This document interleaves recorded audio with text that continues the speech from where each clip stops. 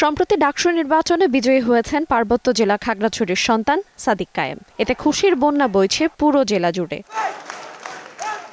জানা যায়, খাগড়াছড়ি পৌর শহরের নয়নপুরে সাদিক কায়েমের জন্ম ও বেড়ে ওঠা। 2014 সালে স্থানীয় বায়তুস শরফ জব্বারিয়া আদর্শ মাদ্রাসা থেকে দাখিল ও পরবর্তীতে চট্টগ্রামের বায়তুস শরফ থেকে আলিম পাশ করেছেন। এরপর ভর্তি হন ঢাকা বিশ্ববিদ্যালয়ের রাষ্ট্রবিজ্ঞান বিভাগে। এবছর ডাকসু নির্বাচনে ছাত্র শিবির সমর্থিত প্যানেল থেকে ভিপি পদে 14,042 ভোট পেয়ে জয়ী হন তিনি।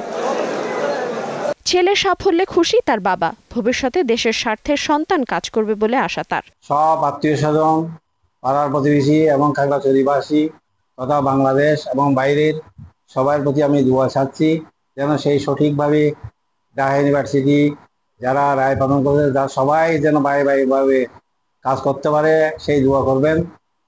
আগামী দিনে যেন তারা সুন্দর মিলেমিশে কাজ করতে পারে, সেই দোয়া আমি এদিকে সাদিক কায়েমের জয়ে উচ্ছ্বাস প্রকাশ করেছেন তার আত্মীয় স্বজন এবং এলাকাবাসী। সাদিক কায়েম ঢাকা বিশ্ববিদ্যালয়ে বিপি পদে নির্বাচিত হয়েছে। সে আমাদের এলাকার ছেলে, আমার প্রতিবেশী, সেজন্য আমরা গর্বিত, আমরা অত্যন্ত আনন্দিত এবং উচ্ছ্বাসিত। আমরা নয়নপুর তথা খাগড়াছড়ির গর্ব সাদিক কায়েম ভাই ঢাকা বিশ্ববিদ্যালয়ে বিপি নির্বাচিত হতে আমরা এলাকাবাসী গর্বিত।